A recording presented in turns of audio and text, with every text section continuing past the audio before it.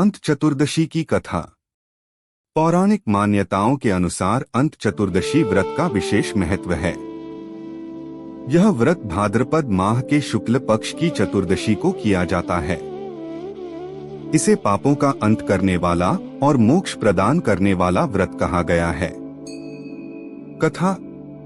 एक समय की बात है, एक नगर में सुधनवा नाम का राजा राज्य करता था। वह पराक्रमी होने के साथ साथ बड़ा दानी और धर्मात्मा था। उसके राज्य में सभी प्रजा सुखपूर्वक जीवन व्यतीत करती थी। राजा नित्य पूजा पाठ करता था और ब्राह्मणों का मैं कोई भी सम्मान कॉपीराइट करता था। क्लेम या फिर स्ट्राइक नहीं दूंगा। राजा को शिकार बस याद खेलने का रखना मन है हुआ। कि जिस वीडियो में आप स्क्रीन पर चल रही वीडियो का यूज ले रहे हैं, उस वीडियो के डिस्क्रिप्शन में मेरे यूट्यूब चैनल का नाम जंगल और वीडियो करता हुआ बहुत दूर निकल गया। अचानक उसे एक ऋषि की कुटिया दिखाई दी। वहां एक महात्मा तपस्या में लीन थे।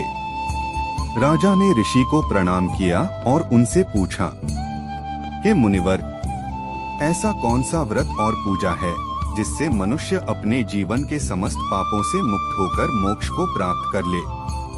तब ऋषि ने कहा, हे राजन, भाद्रपद शुक्ल चतुर्दशी को जो मनुष्य अंत चतुर्दशी व्रत का पालन करता है, वह सभी पापों से मुक्त होकर परमधाम को प्राप्त करता है। इस दिन उपवास रखकर भगवान विष्णु की पूजा करनी चाहिए। ब्राह्मणों को दान देने से पुण्य की वृद्धि होती है। इस व्रत से व्यक्ति के पापों का अंत हो जाता है। इसी कारण इसे अंत चतुर्दशी कहते हैं। राजा सुधनवा ने विधिपूर्वक इस व्रत का पालन किया और अपने जीवन के अंत में भगवान विष्णु के धाम को प्राप्त हुआ। व्रत विधि। इस दिन प्रातः स्नान कर संकल्प लें। पूरे दिन उपवास रखें। भगवान विष्णु और भगवान शिव की पूजा करें।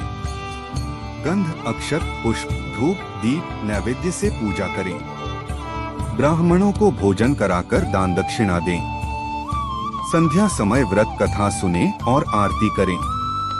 मान्यता है कि इस व्रत को करने से पापों का नाश होकर पुण्य की प्राप्ति होती है और अंत में आत्मा मोक्ष को प्राप्त करती है।